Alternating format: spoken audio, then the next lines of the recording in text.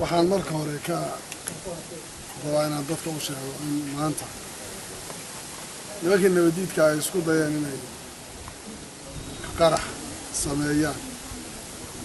oo ay aniga ugu taargetgaraynayeen waftigii ila socday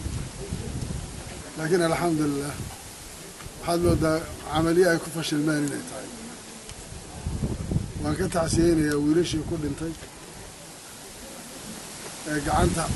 ka xaqa daranee cumaladii ay dhibaatada u geysatay dircata shacabka dad shacabo waddada maraya iyo dad badanoo shacaba wax gaadheen laakiin alxamdulilah iyadoo qorsho weyn ay ku talagalayeen waxaa fashiliyey ciidamada amniga oo aan isleeyahay si geesinimana bay uga hortageen waxaanse rabaa inaan u sheego dagaalkan waa mid socda wuuna socon doonaa haddii la haydhaa ma aha wax ku qarax iyo 2 iyo 3 waxaanan yaqiinsanahay qof waliba ajeeshiisa inuuna dhaafayn iyaga kuwa ka mid ay maanta ku laayeen diiso aragteeda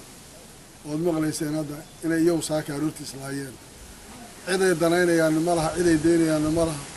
ninkii ka hor yimaadaana waa sidaas labadii dad isu dhawaabaa isku dishay waan rajaynayaa insha allahu inaan gacantooda ugu dambaysa aan gaari doono aanan noqon doono cidda ugu dambaysa Soomaaliya ilaahay gacantooda ugu gargaari doono inay nimankaas ka sifeeyaan waddan waana gaaraynaa haddii ilaahay dhaa guushaas sababtoo gacan xaqaan ku taaganahay waxaan la dagaalamaynaa waa mufsidiin munxarifiina sidaa daraaddeed waxaan u malaynayaa anigu waxaan hadda maqlayay lug baa go-an iyo dheg baa go-an iyo il baa go-an iyo maxay kan iyo taas laakiin taas waa iska beentoodii waa qowlkoodii kidbiga ay markii horeba iska sheegi jireen bay ahayd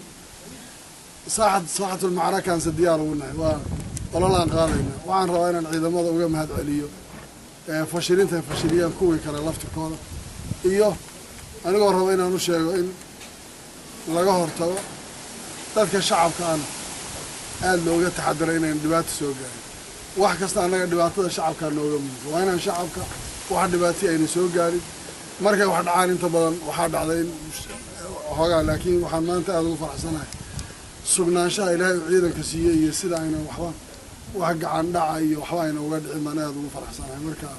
aad baad u mahadsantihiin safarkaygii iyo wuxuu ahaa waxaan u maray fariintaas waxaa gudbiyey janaal fartaag oo ah ku-xigeenka madaxtooyada waxaan hadda aanu ka hadlayay waxaa shilkaa iyo inaan ka hadlo wasacbalaadka lala wareegayo marka aad baad u mahadsantihiin wabillahi tawfiiq